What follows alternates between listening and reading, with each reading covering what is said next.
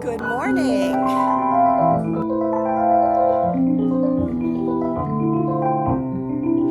Welcome.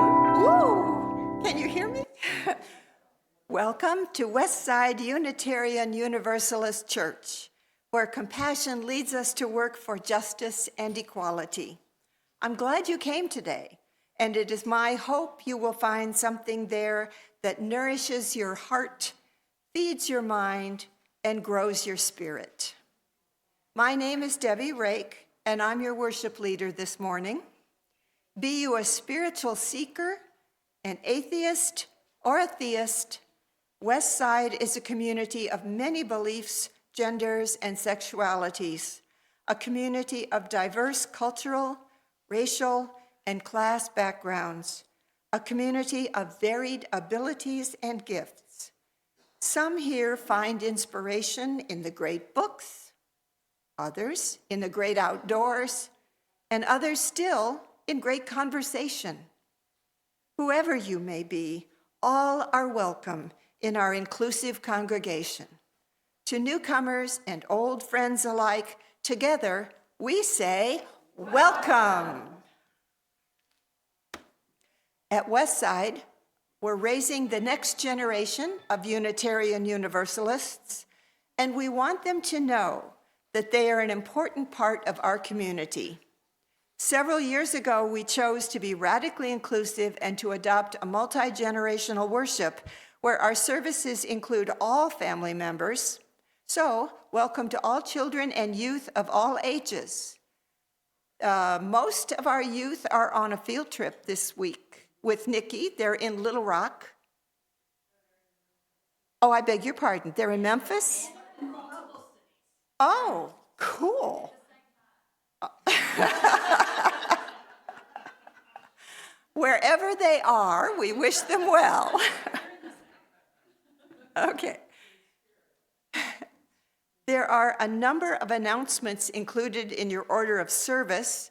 Please take any of them with you that you might need for reminders this week or to share with others.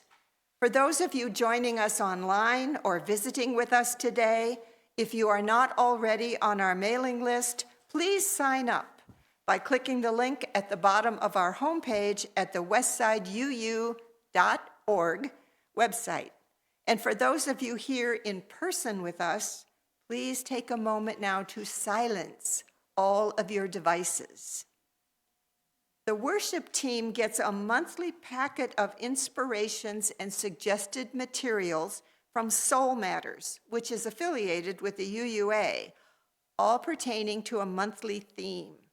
This month, the theme is transformation. From that packet, I chose a reflection titled Lifewords, written by the Reverend Gretchen Haley. She describes herself as relentlessly curious about most things, and especially the big stuff of theology, the magic of collaboration, and the great joy of pop culture.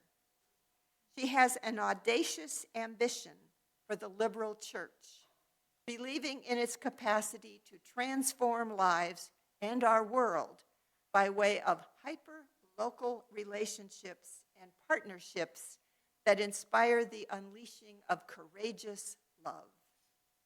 She finds solace in the trails in and around Fort Collins, Colorado, where she serves as one of the ministers of the Foothills Unitarian Church. And I look forward to sharing her words with you.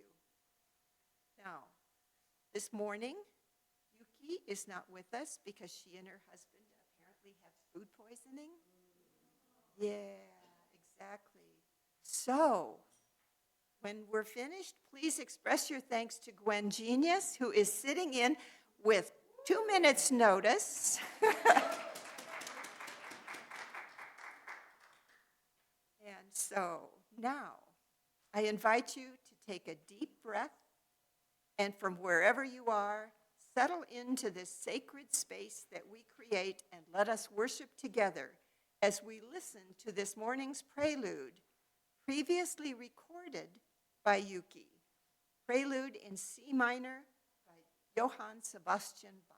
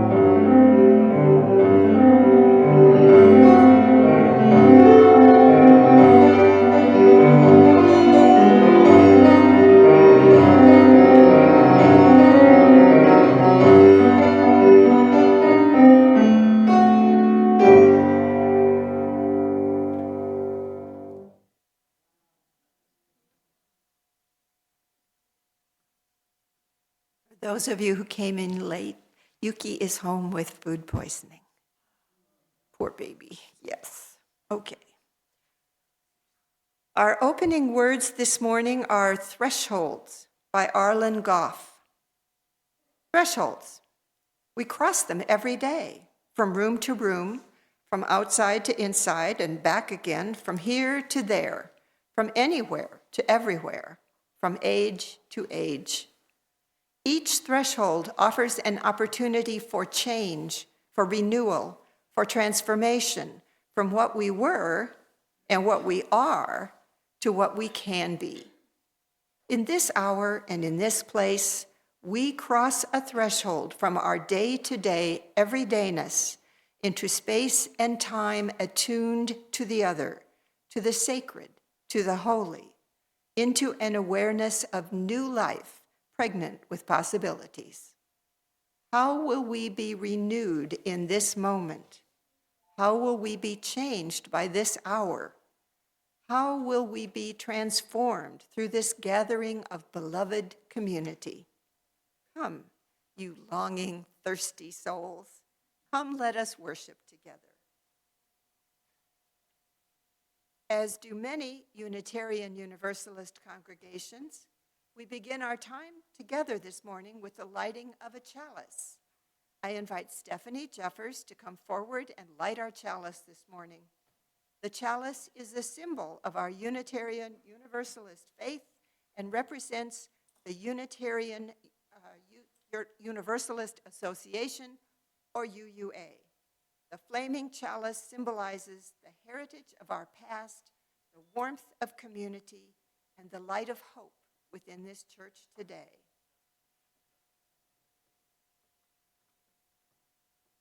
Our chalice has been lit. Why do you want to keep our flame burning here at Westside?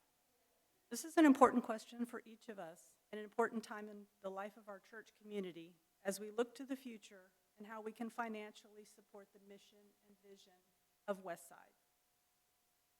To share one response from last week, I want to keep our flame burning because Fort Worth needs more safe spaces for people of all ages to ask different questions and move our community closer to justice.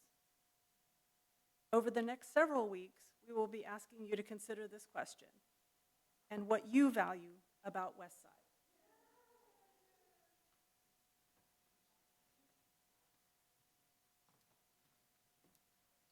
Our opening hymn is There's a River Flowing in My Soul in the Teal hymnal. It's number 1007. Please stand as you are able and join our song leader, Carol Kappa.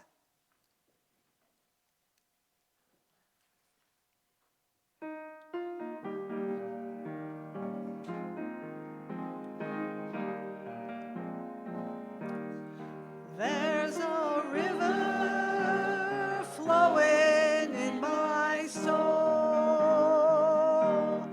There's a river flowing in my soul. And it's telling me that I'm somebody.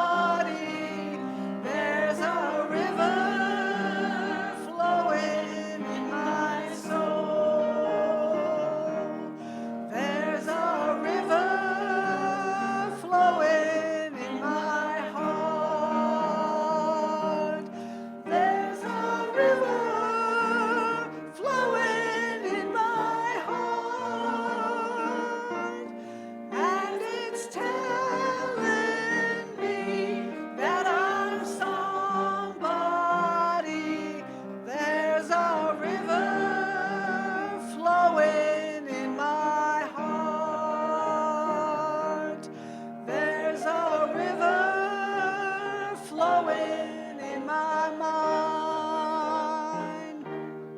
There's a river flowing in my mind. And it's telling me that I'm somebody. There's a river flowing in my mind. There's a river flowing. There's a river flowing.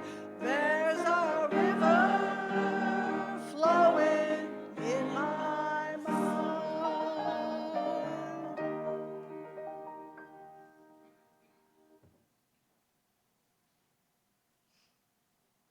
Please remain standing and join me in our affirmation. Love is the doctrine of this church. The quest of truth is its sacrament, and service is its prayer.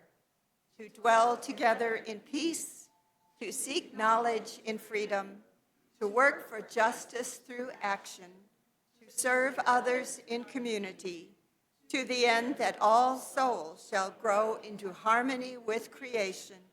Thus do we covenant with one another. You may be seated. Okay, please come forward if you are young at heart or would like to have a close-up view of our Time for All Ages. This week, the celebrated Tricia Bowes will stand in for our Director of Lifespan Religious Education, Nikki Kennedy. Then we will sing the kids out with number 16, "'Tis a Gift to Be Simple," in the gray hymnal. Good morning. Oh, thank you. I'm so excited. Young at heart absolutely counts. So,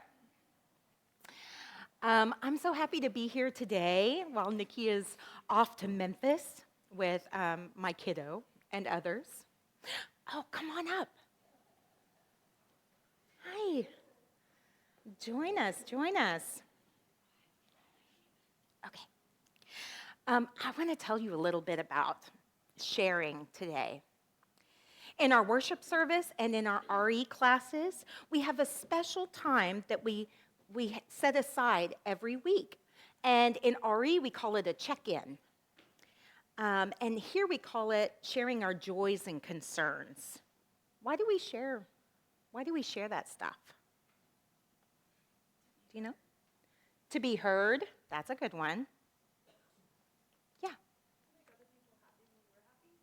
To make other people happy when we're happy. Absolutely. If my birthday is coming up, I want people to know about it because I get really excited for birthdays. Also, I might be starting a new job, and so I would be nervous. So I might share that as well. It's important not to hold those feelings inside. So we're a part of a community, we're a part of a class, we're a part of a larger community here at Westside. And when we tell people so other people can help us. They can help us celebrate the good news, or they can help us when we're struggling. If we keep those feelings inside, no one will know how we feel. If I'm sad and I keep it all inside, do you think it gets better? No. If I'm scared and I just keep it deep down inside and don't let anybody know, do you think it gets better? No. It can, but man, it takes a while, I think. If I'm lonely, or even when I'm excited and I hold it all inside, I'm not letting my friends and my family and my community know. So it's really important to share these things. Just remember that we are a community. So that means we get practice time. We get practice time to share and to listen every week that we come. And even during the week, we can call our friends or we can talk to our family and share that too. All right, thank you. I hope you share all your good news and your struggles and everything in between with somebody that you love this week. Thanks. Thank you. 16. Number 16. 'Tis a gift to be simple, 'tis a gift to be free, 'tis a gift to come down where we ought to be. And when we find ourselves in the place just right, 'twill be in a valley of love and delight. When true simplicity is gained, to bow and to bend, we shan't be ashamed. To turn will be our delight, till by turning, we come round right.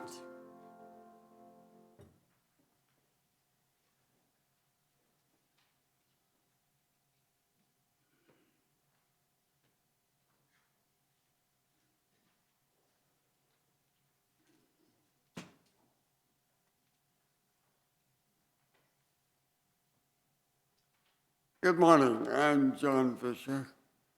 I'm your pastoral care associate this morning. In our community here at Westside, we take time each week to share pieces of our lives with each other. We do this because each person in this community is important, has value.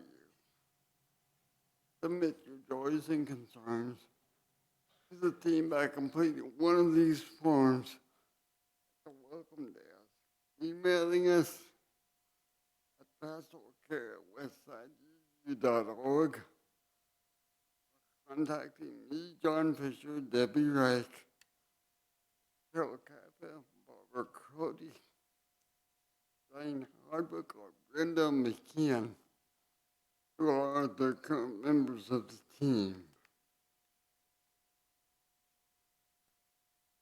We share our concerns with one another today, knowing that sorrows come into each person's life, knowing that together we offer comfort.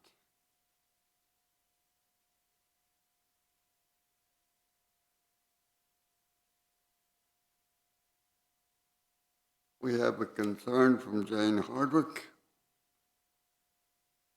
She writes, Sharon Salee is at home in her apartment and is on hospice care. She appreciates cards, but she's not up to visitors right now. Please keep her in your thoughts.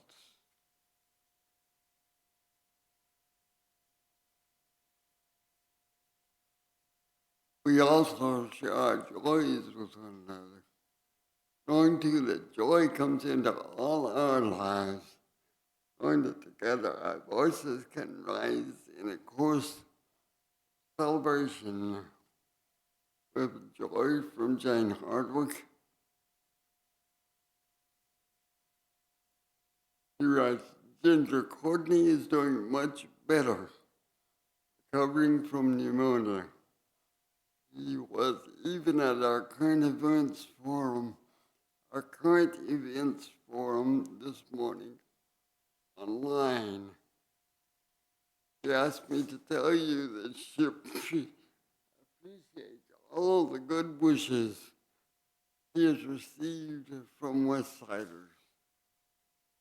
And we have a joy from the CRE committee. Our youth and adult volunteers left yesterday morning for Memphis. We celebrate that they had this opportunity for connection and learning.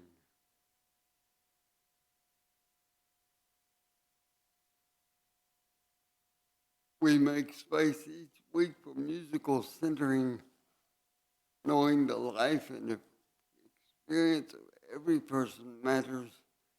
Together our lights shine brighter. As we hold all the joys and concerns among us, both those spoken and unspoken, let us sing our centering song, When I Breathe In, the gray hymnal number 1009. In the teal hymnal.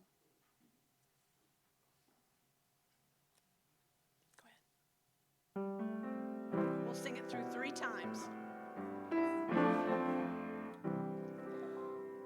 When I breathe in, I'll breathe in peace. When I breathe out, I'll breathe out love. When I breathe in, I'll breathe in peace. When I breathe out, I'll breathe out love. When I breathe in, I'll breathe in peace.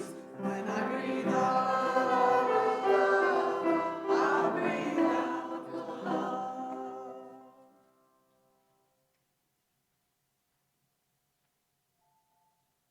Good morning.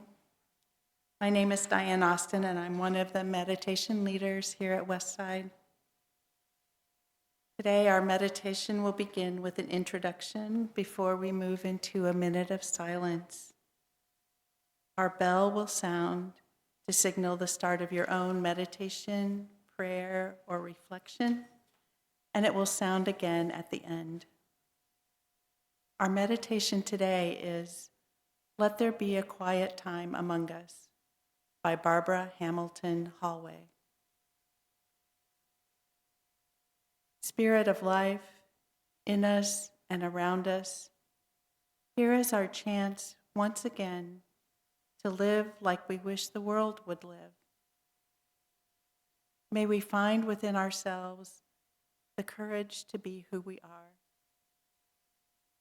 May we know when it is time to listen and when it is time to speak.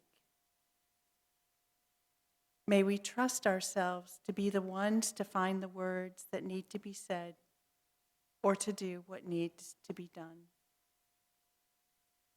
May we trust one another and know there are many ways to go through life. May we know that though we cannot change some of what life gives to us, we can choose how we deal with what we are giving. We are coming into our power, and together we can make possible justice and love. We are all connected. We depend upon one another more than we know. We are one body.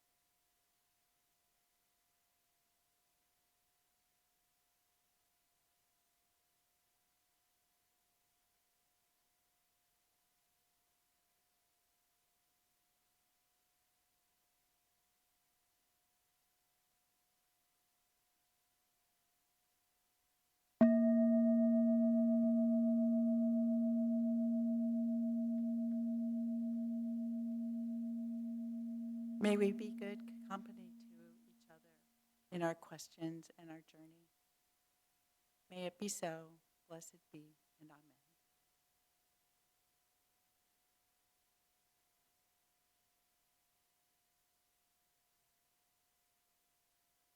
Here at Westside, we practice our UU faith in a variety of ways. One of those ways is that we give away 100% of the gifts to our weekly collection, unless otherwise designated, to support organizations who carry out our transcendent values of compassion, justice, and equality. Westside's plate offering for March is Partnership with Native Americans, PWNA. We first learned about PWNA last October when the CEO, Josh Arce, spoke here at Westside. If you missed that service, you can watch it on our YouTube channel. Partnership with Native Americans' mission is to serve reservation communities with the highest needs while supporting long-term solutions that build tribal capacity. To meet its vision of strong, self-sufficient Native American communities, it respects and supports tribal, self-determined programs and initiatives.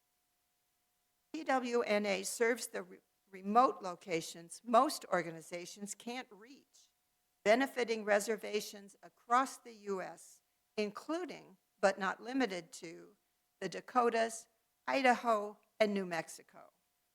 In addition to meeting immediate needs, PWNA serves Native students in all 50 states with its scholarship service. The land that our church sits on was once the communities of Wichita and affiliated tribes. Learning this history is important, but recognizing that Native Americans are still here and have been marginalized since being deprived of their communities is also important and calls us as Unitarian Universalists to work toward equity for all. Please give generously to Partnership with Native Americans as you are able, and thank you. Give online through the church's giving page or by using the Vanco mobile app. Select the Service Project Fund. You can also mail a check to the church, 901 Page, Fort Worth, 76110. Thank you for your offering. The offertory today is also previously recorded by Yuki. It is Prelude in F minor by Rakhov.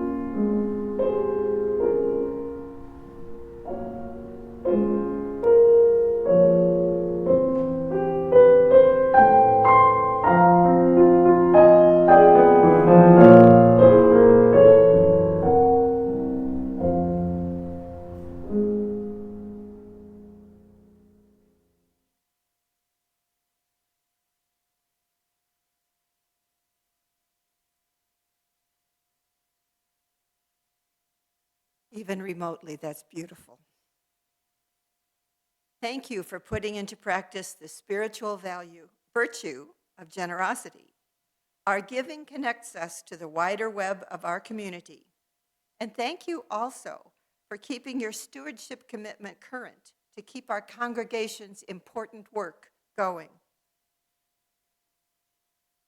The reading today is 3 quotes by Heather Warman, Terry Eckelbarger, and Maya Angelou. The first one from Heather Warman. For a seed to achieve its greatest expression, it must come completely undone. The shell cracks, its insides come out, and everything changes. To someone who doesn't understand growth, this would look like complete destruction. From the Reverend Terry Eckelbarger, speaking about the gender nonconforming path. Sometimes transformation is becoming more fully ourselves in a world that clearly wishes we wouldn't. All transformation takes courage, but it's a special kind of courage when the voices are urging us to go in any direction but forward, and jeering versus cheering our progress. From Maya Angelou, we delight in the beauty of the butterfly, but rarely admit the changes it has gone through to achieve that beauty. And now, Caroline Nixon Rodriguez will read the reflection, Lifewords.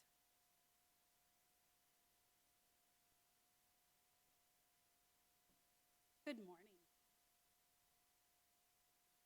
When Debbie called me and said she had a sermon that she'd like for me to read, and she told me who it was by, Reverend Haley, I got excited. Because when you serve on a worship team, like I did, without a minister who coordinates the service, you get to pick all of the opening words, and the closing words, and the readings and the meditations. And I had to tell you, I usually loved all of Reverend Haley's pieces that are made available to us. So it's nice to be able to have a little bit more insight into her as a person. So I'll now read her sermon. 24 years ago this week, I was on a flight to Portland to meet up with my parents. I had words that I needed to say to them for the very first time. Words that were too big for an email or a phone call or even a handwritten letter. My words were also too big to say while on the drive from Portland to their house 2 hours away, but they couldn't wait. So from the back seat of my dad's car, I told them I was in love with a woman. I was bisexual. For a few moments, my silence instead became theirs. Seconds passed, which felt like decades, as mile marker reflectors flew by us in the dark. Finally, there was mocking laughter, and all of their defenses came up. They could not believe the words I was saying, refused to hear them. Tried again, and again, and again, to say words that they would understand. It was the beginning of a years-long conversation between us, attempting to bridge the distance between my silence and theirs. After all, the many words we have said to each other over the decades since then, the truth is now they mostly don't remember that first conversation. The speaking has changed them and me and us for the good. We did manage to bridge the distance, so much so now They don't even remember the silence. But I do. I still hold it all in my heart. I hold every word. Some words are like spells. Bringing them to speech changes everything. Immediately and then over time, as what is spoken sinks in and becomes a new reality. It creates a new world. Words like, I love you, or I'm trans, or let's get married. Words like, I need help, or I'm sorry. What are the words in your life that just by the speaking moved you from one reality into another? The words that changed your life, the life of the people you love, the words that made or remade whole worlds. This power of words being spoken is what psychologist Robert Eckberg and activist Jean O'Leary understood in 1988 when they designated October 11th as National Coming Out Day. They were trying to decide how to respond to continuing anti-gay legislation, and they decided that the act of saying true words would be their best hope for turning fear into celebration. Over 3 decades later, coming out is a concept most of us have a sense of. The power of claiming your own truth to change things. But what can get lost in our understanding of coming out today is the importance of the words themselves. Instead, we might emphasize the simple knowing of what is true, say, coming out to ourselves, less than the actual saying of specific words. Some balk at the idea of labels and all their concrete specificity for identities always emergent and truth that is always unfolding, and so downplay the importance of specific words. Words are imperfect approximations of truth. Of course, it is why it took so damn long to bridge the distance of understanding with my parents. And words are always just a snapshot in time. And still, there is something uniquely powerful in bringing these sounds to our lips, the particular consonants and vowels, the physical breaking of silence. Silence can be so seductive, at least for a time. Silence tries to convince us that we can keep things from ever changing, that non-changing is better, that somehow by not bringing truth to speech, you can make that truth no longer true, or at least so that it doesn't matter quite as much. Silence over time can become kind of like a culture, a self-protective habit passed down generation to generation within families and then communities until there is silence about the silence itself. As poet Adrienne Rich wrote, whatever is unnamed, undepicted in images, whatever is omitted from biography, censored in collection of letters, whatever is misnamed as something else, made difficult to come by, whatever is buried in the memory by the collapse of meaning under an inadequate or lying language, this will become not merely unspoken, but unspeakable.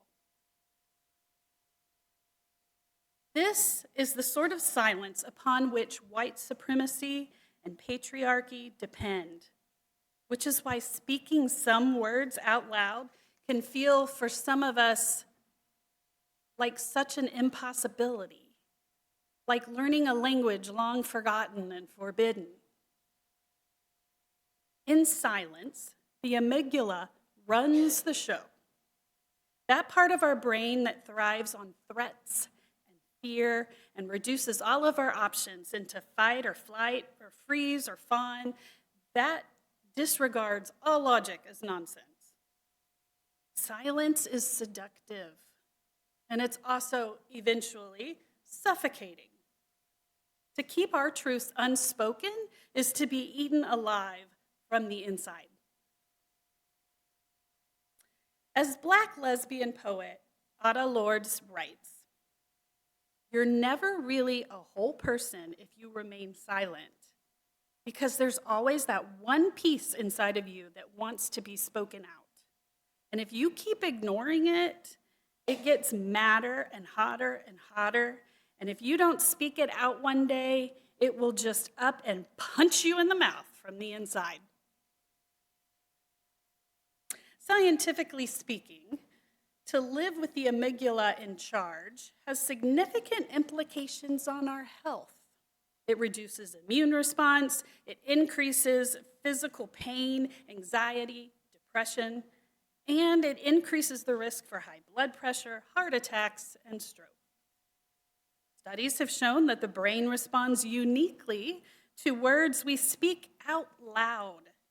It refocuses our self-understanding, and it calms the amygdala. To break the silence is to literally save your own life. As Ada Lord writes, "I have come to believe over and over again that what is the most important to me must be spoken, made verbal and shared, even at the risk of having it bruised or misunderstood. That the speaking profits me beyond any other effect." It is one reason the practice of confession can be so powerful. To put to words the harm you have caused is to begin a process of healing in yourself and in those you harmed. This power of speaking words aloud is something that Florida Governor Ron DeSantis and his Don't Say Gay law understood very well. It's also something that Moms for Liberty and book-banning politicians and local school board candidates understand. Just how powerful it is to say specific words out loud.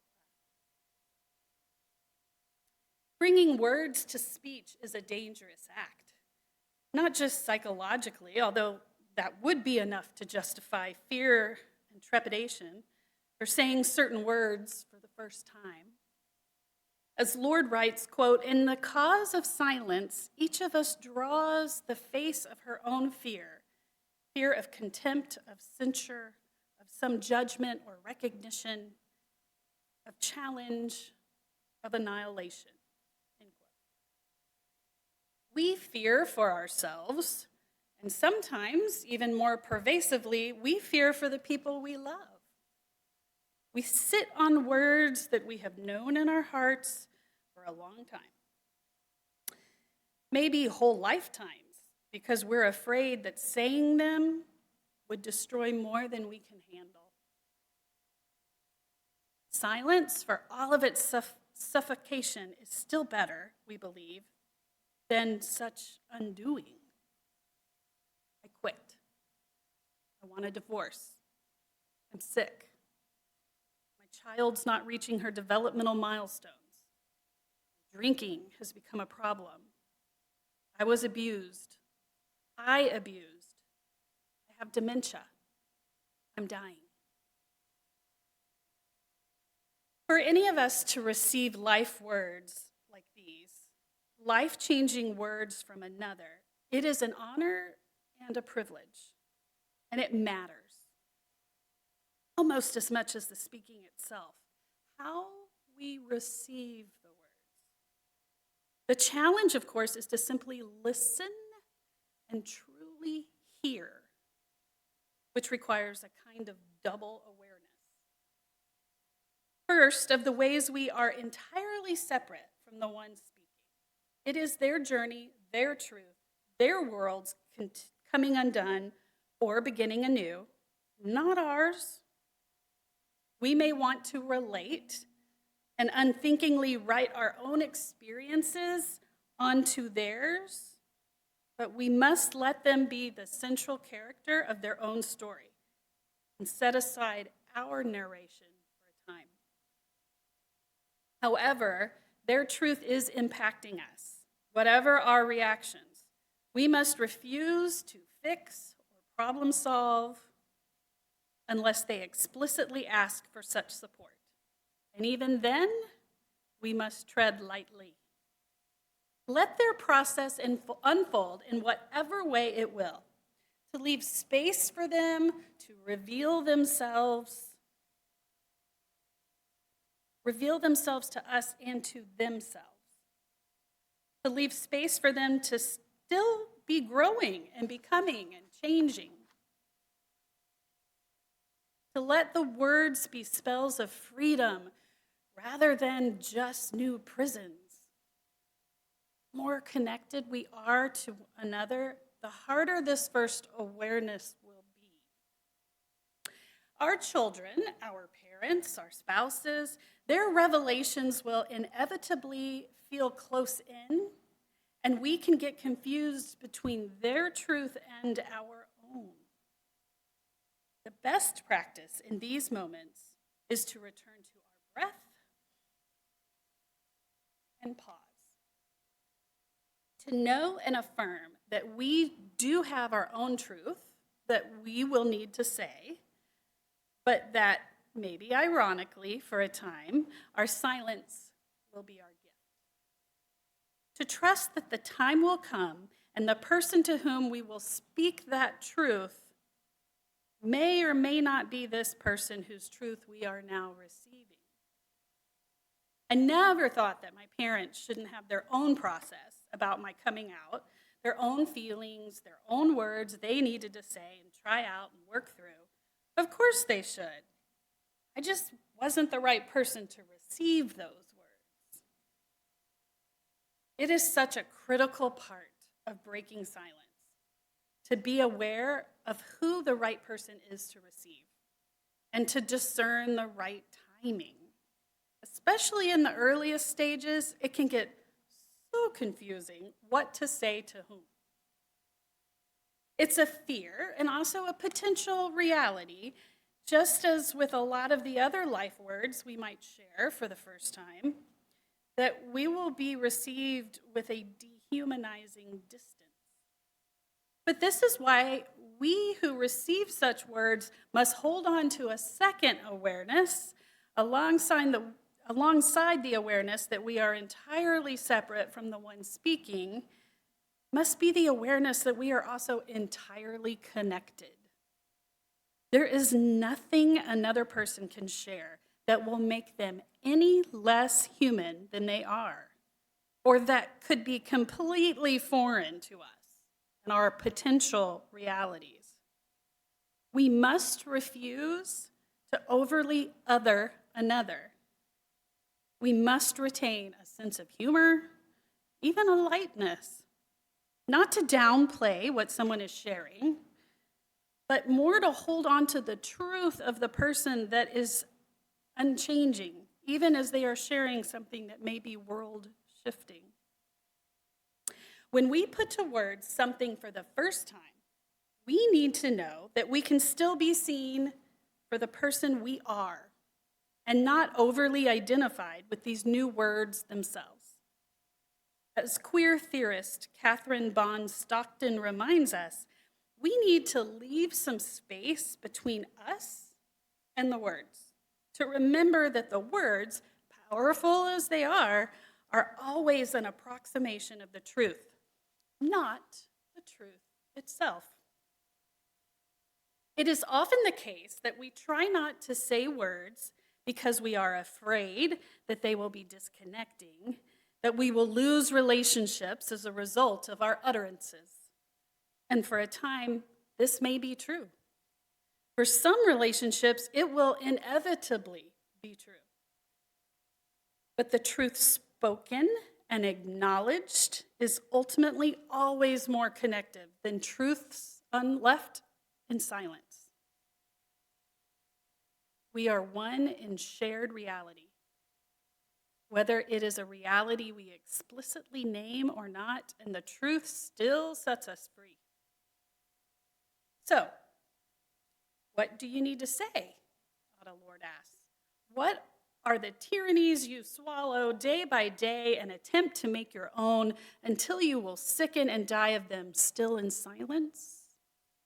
In these days, speaking remains a revolutionary act, a resistance to the forces of shame and erasure, a willingness to be a full person, ever in progress, an act of trust that we could be received by another, a steadfast faith that through all of life's tangled blessings, love persists.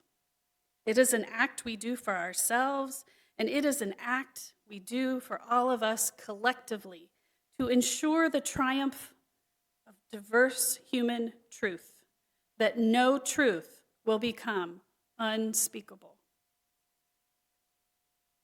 Let us be for one another a safe place to say the words that need saying for the first time.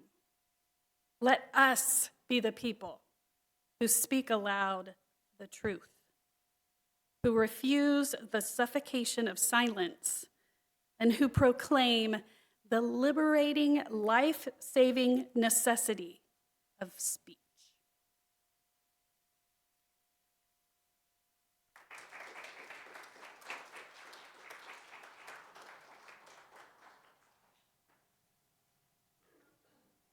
Please stand as you are able and join in the closing hymn, We Are Building a New Way, in the Teal hymnal. It's number 1017.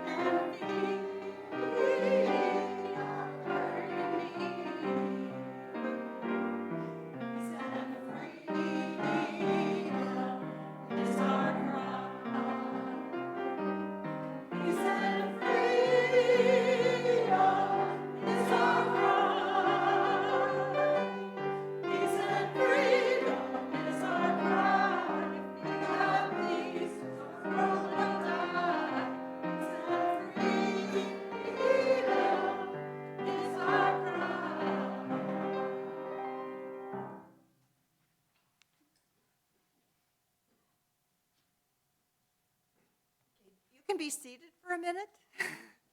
Okay. Our closing words are An Unquenchable Flame by Ben Atherton Zeman. Darren used this last week, and I just thought it was perfect for stewardship time. As we extinguish the flame on our chalice, we ignite it inside ourselves. Our commitment to our mission and to one another is an unquenchable flame. Let us remember that we are not alone until we light this flame next time.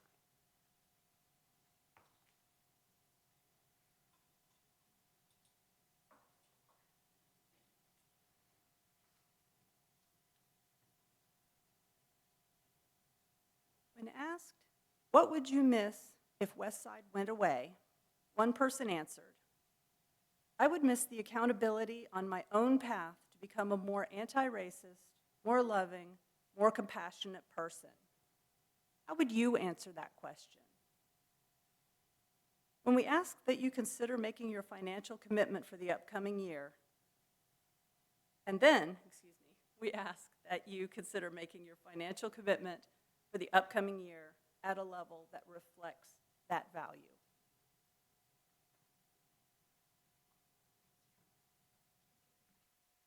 Please stand again, if you don't mind, and join me in the congregational closing.